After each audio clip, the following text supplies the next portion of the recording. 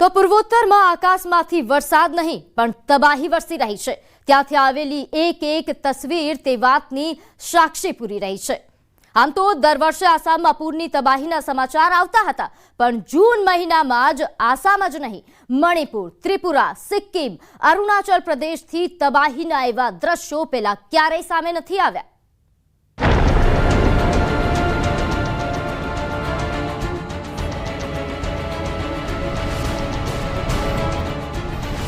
132 વર્ષ બાદ પૂર્વોત્તરમાં જળ પ્રલય।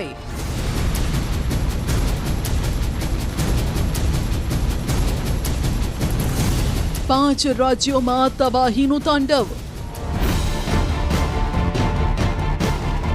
જૂનમાં તબાહીવાળું ચોમાસું। વહેલું ચોમાસું ખતરનાક છે। પૂર્વોત્તરમાં સમય પહેલા ચોમાસું આવ્યું ને ભયંકર તબાહી લાવી। તસવીર નંબર 1, નદીઓ ગાંડીતુર।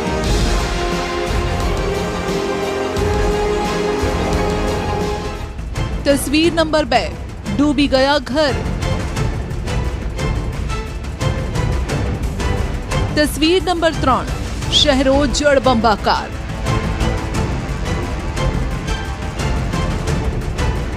तस्वीर नंबर 4, भूस्खलननी तबाही। तस्वीर नंबर 5, सेनाना जवान बन्या देवदूत।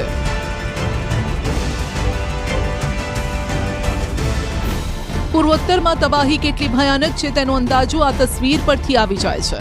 જ્યારે વાદળ ફાટે છે ત્યારે આ રીતે જ તબાહી લાવે છે। જ્યારે પર્વત તૂટીને પડે છે ત્યારે હાહાકાર મચી જાય છે।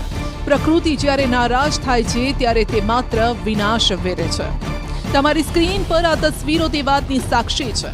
આકાશમાંથી જ્યારે તબાહી વરસે છે ત્યારે જમીન પર જુઓ કેવી રીતે મોતનું પૂર આવે છે।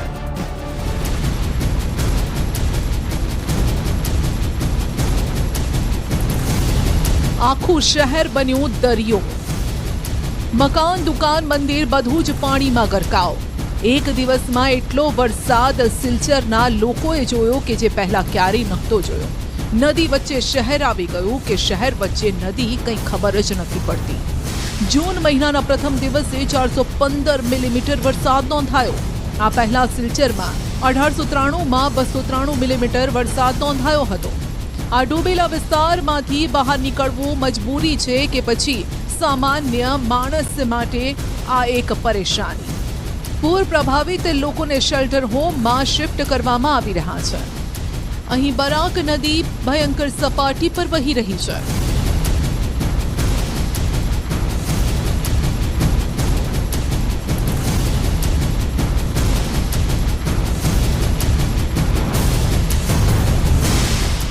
कुछ दिन भारी बारिशों के कारण असम के कछार जिले में भी बाढ़ का कहर मचा हुआ है।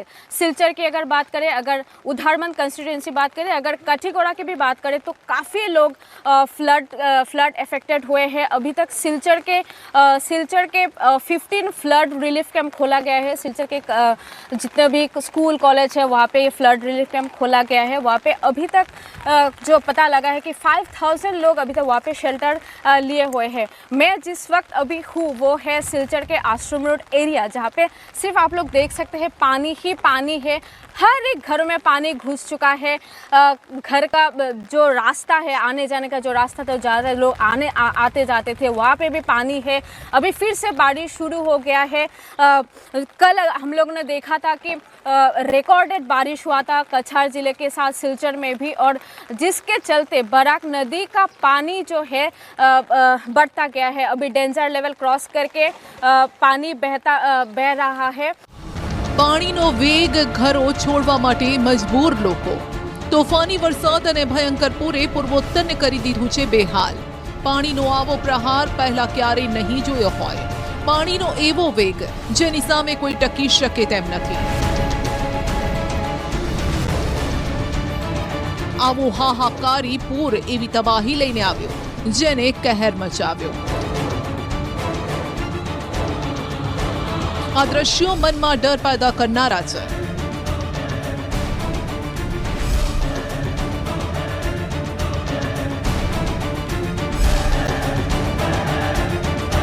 દેશના ઉત્તર પૂર્વીય રાજ્યોમાં 29 મેના રોજ ચોમાસું આવી પહોંચ્યું હતું. 5 દિવસ પછી પણ ચોમાસું ત્યાં જ અટકી રહ્યું છે.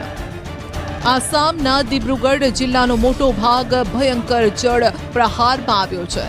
દિબ્રુગઢના ટિંખાંગનો મોટાભાગનો વિસ્તાર પૂરથી પ્રભાવિત થયો છે. પૂરના કારણે કૈવર્ત, માજુલી ગામ, ચહરીકટા, શાલાગોરી અને શાલાગોરી 2 ગામના મોટાભાગના વિસ્તાર ડૂબી ગયા છે. લોકો ઘર બહાર છોડવા મજબૂર છે અને લોકો સલામત સ્થળે આશરો શોધી રહ્યા છે.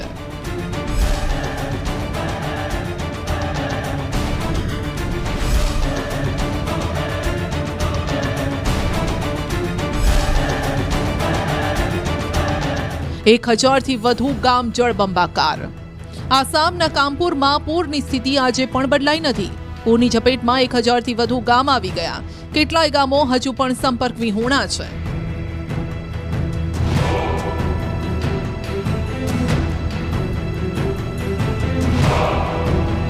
કોઈ વિસ્તાર એવો બાકી નહીં હોય જ્યાં પૂરના પાણી ફરી વળ્યા ન હોય. નીચે પાણી ઓસરી નથી રહ્યા, ઉપરથી વરસાદ અટકવાનું નામ નથી લઈ રહ્યો, એટલે લોકોનો મરો થઈ ગયો છે.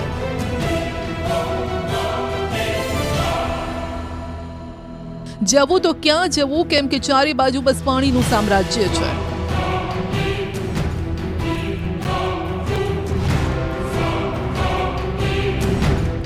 જૂનમાં જ વરસાદે તોડ્યો રેકોર્ડ.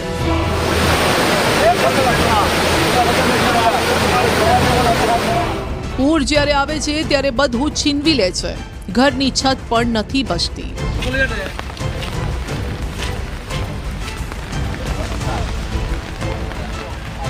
ગોલાઘાટથી આ દ્રશ્યો સામે આવ્યા છે. જ્યાં કેમેરો ફરે છે ત્યાં ખબર પડે છે કે આ રહેણાંક વિસ્તાર છે. જે ઘરો અહીં બચી ગયા છે તે કાટમાળથી ભરેલા છે. આસામના કેટલાય વિસ્તારોમાં વરસાદે આ વખતે જૂનમાં જ તમામ રેકોર્ડ તોડી નાખ્યા છે. સ્કૂલ પાણીમાં ગરકાવ. અસમના બ્રહ્મપુત્ર નદીમાં પાણીનું સ્તર ગઈકાલની સરખામણીમાં થોડું ઘટ્યું છે, પરંતુ લોકોની મુશ્કેલીમાં કોઈ જ ઘટાડો નથી થયો.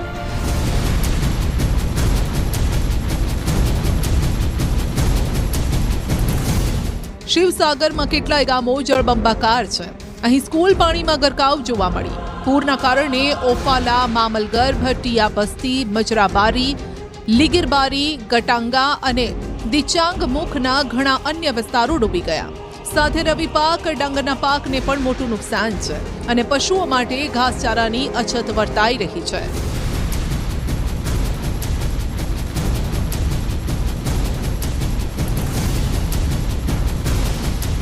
હવે તો બોટનો જ સહારો. ચોમાસાએ મચાવેલી તબાહીની આ એવી તસવીર છે જેની સામે ભયાનકતા સહિતના તમામ શબ્દો વામણા સાબિત થવા લાગે છે. ઘરોની અંદર કે ઘરોની બહાર બસ પાણીથી જ તબાહી છે. એકમાત્ર જિંદગીનો સહારો બચ્યો છે તો આ બોટ. આસામની જીવનરેખા માનવામાં આવતી બ્રહ્મપુત્રા નદી ગાંડીતુર બની. કેટલાય વિસ્તારોમાં બ્રહ્મપુત્રા નદી ખતરાના નિશાન ઉપર વહી રહી છે. કેટલાય વિસ્તારોમાં પાણી ફરી વળતા જળબંબાકારની સ્થિતિ છે, જેના કારણે હજારો લોકો પ્રભાવિત થયા. તો 5000 લોકોનું રેસ્ક્યુ કરાયું. બંગાળની ખાડીમાં સિસ્ટમના કારણે પૂર્વોત્તરના રાજ્યોમાં વરસાદી કહેર છે. ખાસ કરીને આસામમાં ભારે વરસાદથી પૂરની સ્થિતિ છે. શ્રીભૂમિ જિલ્લામાં પૂરની સ્થિતિ એવી છે કે પથરકાંડી, રામકૃષ્ણનગર, ઉત્તર કરીમગંજ અને દક્ષિણ કરીમગંજમાં પૂરની સ્થિતિ વધુ ખરાબ થઈ રહી છે. પથરકાંડી શહેર અને ગ્રામ્ય વિસ્તાર પાણીમાં ડૂબી ગયો. એસડીઆરએફ દળો ઉપરાંત સ્થાનિક યુવાનો પણ વાંસની લાકડીઓની મદદથી બચાવ કાર્ય કરી રહ્યા છે. રામકૃષ્ણનગરમાં શિબિરોમાં આશ્રય અપાઈ રહ્યો છે. દરમિયાન લંગાઈ અને બરાક નદીઓના તટબંધ તૂટવાના કારણે ઉત્તર કરીમગંજ અને દક્ષિણ કરીમગંજના ઘણા ગામો હજુ પણ પૂરની ઝપેટમાં છે. અલગ અલગ વિસ્તારમાં 5000થી વધુ લોકોને સુરક્ષિત સ્થળે ખસેડાયા છે. તો હવે નજર કરીએ અન્ય સમાચારો પર. તો દીવ પોલીસની દાદાગીરીનો વિડીયો વાયરલ થઈ રહ્યો છે.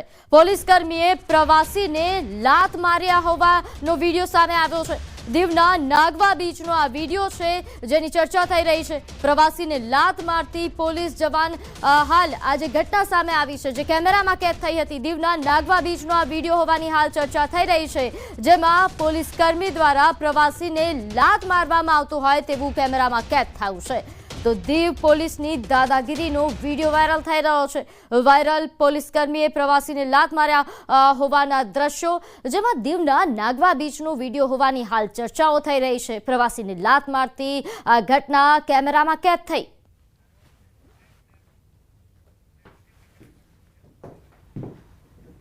તો હાલ સમય થયો છે એક નાનકડા વિરામનો.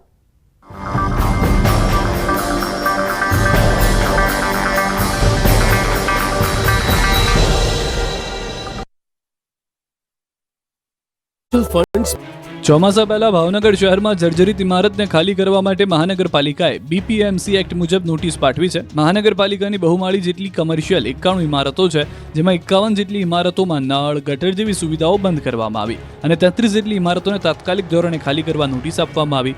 નોટિસ બાદ પણ ઇમારતો ખાલી નહીં કરવામાં આવે તો મહાનગરપાલિકા કડક કાર્યવાહી કરશે. તો બીજી તરફ ગુજરાત હાઉસિંગ બોર્ડના મકાનોને પણ નોટિસ પાઠવવામાં આવી, જેમાં કેટલીક ઇમારતોને 3 દિવસમાં ખાલી કરવાનો આદેશ આપવામાં આવ્યો છે. શહેરની 11 વસાહતના 91 બ્લોકના 1117 મકાનો, જ્યારે અન્ય 9 વસાહતના 55 બ્લોકના 660 મકાનો સમાવેશ થાય છે. બરોડા ડેરીમાં મસમોટા કૌભાંડ થતા હોવાનો સનસનીખેજ આરોપ લગાવ્યો છે. સાવલીના ધારાસભ્ય કેતન ઇનામદારે બરોડા ડેરીમાં ચાલતા ભ્રષ્ટાચારનો પર્દાફાશ કર્યો છે. ધારાસભ્યએ આક્ષેપ કર્યો છે કે મૃતક સભાસદોના નામે દૂધ ભરાયું. બરોડા ડેરી ફડચામાં જઈ રહી છે. MD અને ચેરમેન કૌભાંડનો ઢાંક પીછોડો કરે છે. સીધા જ દૂધ ઉત્પાદકોના ખાતામાં કેમ નાણાં જમા નથી કરાવતા સહિતના સવાલો કર્યા. તો MD અને ડેરીના ચેરમેનનું નિવેદન હાસ્યાસ્પદ અને બેજવાબદાર ભર્યું ગણાવ્યું. જો આપનું બાળક શાળાએ, સ્કૂલ વાન કે સ્કૂલ રિક્ષામાં જતું હોય અને રિક્ષા કે વાન ચાલકો તમારી પાસે વધુ ભાડા માંગે તો તુરંત ફરિયાદ કરી દેજો. જો કોઈ સ્કૂલ વેન કે રિક્ષા ચાલક તમારી પાસે નક્કી થયેલા ભાડા કરતાં વધારે રકમની માંગણી કરે તો તાત્કાલિક સ્કૂલ સંચાલકને જાણ કરવી અને પોલીસ ફરિયાદ કરવી. કેમ કે આ વર્ષે સ્કૂલ વેન કે રિક્ષા ભાડાનામાં કોઈ વધારો કરાયો નથી. છેલ્લા 1 વર્ષમાં CNGના 12 રૂપિયા જેટલો વધારો કરવામાં આવ્યો છે. તેમ છતાં સ્કૂલ વાહનોમાં કોઈ ભાડો વધારો કરવામાં આવ્યો નથી અને આ ભાવ વધારો 2027 સુધી કરવામાં પણ નહીં આવે. ત્યારે કિલોમીટર દીઠ સ્કૂલ વાહન ચાલકોને કેટલું ભાડું છે તેની વાત કરીએ તો 1 કિલોમીટરનું સ્કૂલ રિક્ષાનું ભાડું 750 રૂપિયા નક્કી કરાયું છે, જ્યારે 1 કિલોમીટર સુધીના અંતરના સ્કૂલ વાનનું ભાડું 1200 રૂપિયા. આ જ રીતે 2 કિલોમીટર સ્કૂલ રિક્ષાનું ભાડું 850 અને સ્કૂલ વેનનું 1400. 3 કિલોમીટરનું સ્કૂલ રિક્ષાનું ભાડું 950 અને સ્કૂલ વેનનું 1600. 4 કિલોમીટરનું સ્કૂલ રિક્ષાનું ભાડું 1050 અને સ્કૂલ વેનનું 1800. 5 કિલોમીટરનું સ્કૂલ રિક્ષાનું ભાડું રૂપિયા 1150 અને સ્કૂલ વેનનું 2000 નક્કી કરાયું છે. એક મહિનાથી પાણી ભરાયેલું છે બેન. સારી આ હાલતમાં છે, કોઈ આવતું નથી, કોઈ અધિકારી કે જોવાય નથી આવતું. આગળ સોસાયટીમાં જાવ ને તો એટલું પાણી ભરાય નહીં. પાણી ભરાઈ જાય, બાળકોને સ્કૂલે મૂકવા જવું હોય તોય કેટલી તકલીફ પડે. કોઈ તંત્ર બેઠું પાણી હલતું જ નથી. વરસાદ આવે તો બહુ જ હાલત ખરાબ. આખી સોસાયટી પાણીમાં જ ડૂબેલી હોય છે. તમે એમ થાય કે આમ ગોઠણ સુધી પાણી ભરાઈ જાય છે. અહીંયા છે ને લગભગ 6 મહિનાથી આવું થાય છે. હું CMમાં PMમાં ટકાતા કરી ચૂક્યો છું. આનું કોઈ નિરાકરણ. એને પહેલા સાહેબને હું અત્યારે ફોન કર્યો તો એ કહેશે કે તમે PMમાં કરશો CMમાં કરશો, અમારી પાસે જ અરજી આવશે. એટલે એ કંઈ કામ કરવા માંગતા નહીં. AMC પર ગુસ્સો ઠાલવતા લોકો છે અમદાવાદના નિકોલ વિસ્તારના. નિકોલના મનમોહન 4 રસ્તા અને આસપાસની સોસાયટીઓને ગટરના પાણીએ બાનમાં લીધા છે. વગર વરસાદે નિકોલમાં ગટરિયા પાણી ઉભરાતા રોડ પર ગંદી નદી વહેતી હોય તેવા દ્રશ્યો સર્જાયા. મનમોહન 4 રસ્તા અને આ વિસ્તારની સોસાયટીઓમાં અમદાવાદ મહાનગરપાલિકા દ્વારા પ્રી મોન્સૂનની કામગીરી કરવામાં નહીં આવતા અહીં વગર વરસાદે પૂર આવ્યું છે. રિક્ષા અને બાઇકના ટાયર ડૂબી જાય એટલા પાણી રોડ ઉપર ઉભરાતા લોકો ત્રાહિમામ પોકારી ઉઠ્યા છે. સવારમાં દુર્ગંધયુક્ત પાણી રોડ પર આવી જતા કામ ધંધે જતા લોકો અટવાયા હતા. ગંધાતા પાણીમાંથી ના છૂટકે લોકોને પસાર થવું પડ્યું. આ સમસ્યા આજકાલની નથી, છેલ્લા ઘણા વર્ષોથી, છેલ્લા 6 માસથી તો અનેકવાર રોડ પર ગટરના પાણી આવી ગયા છે. આ અંગે સ્થાનિકોએ અનેકવાર રજૂઆત કરી છે, પરંતુ પ્રજાના પૈસે તાકડધીના કરતા નેતાઓ અને અધિકારીઓ લોકોને ઉડાવ જવાબ આપી છટકી જાય છે.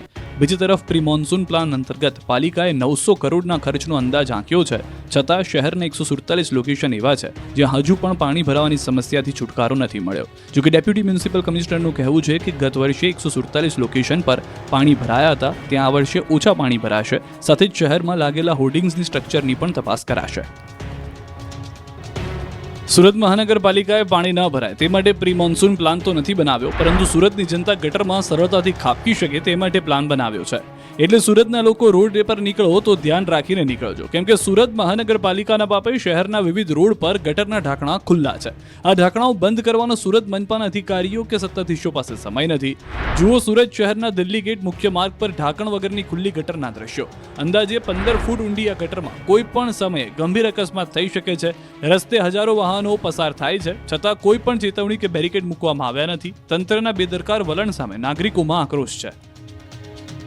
અમદાવાદના મોદી સ્ટેડિયમમાં આઈપીએલની પંજાબ અને બેંગલુરુ વચ્ચે ફાઇનલ મેચ રમાવાની છે, ત્યારે ક્લોઝિંગ સેરેમની ઓપરેશન સિંદૂરની થીમ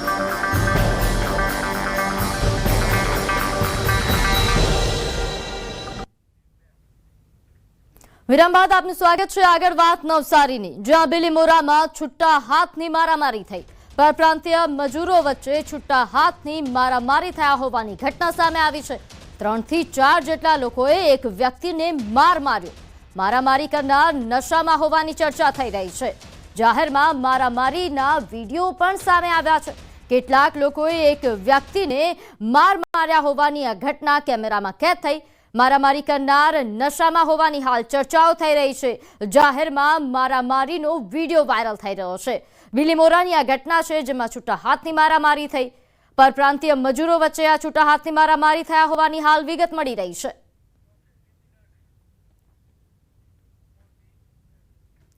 તો આગળ વાત મોરબીની. મોરબી પોલીસને મોટી સફળતા મળી. ચીખલી ગામે બંદૂક બનાવતી મિની ફેક્ટરી ઝડપાઈ.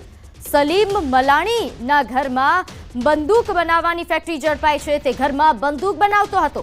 તેની સાથે સિદ્દીક કાજડિયા નામનો શખ્સ કે જેને વોન્ટેડ જાહેર કરવામાં આવ્યો છે, તેના ઘરમાંથી 2 બંદૂક, ગન પાવડર અને લોખંડના છરા જપ્ત કરવામાં આવ્યા છે. ચોંકાવનારી બાબત એ છે કે યુટ્યુબમાંથી હથિયાર બનાવવાનું શીખ્યા હોવાનો ખુલાસો થયો છે.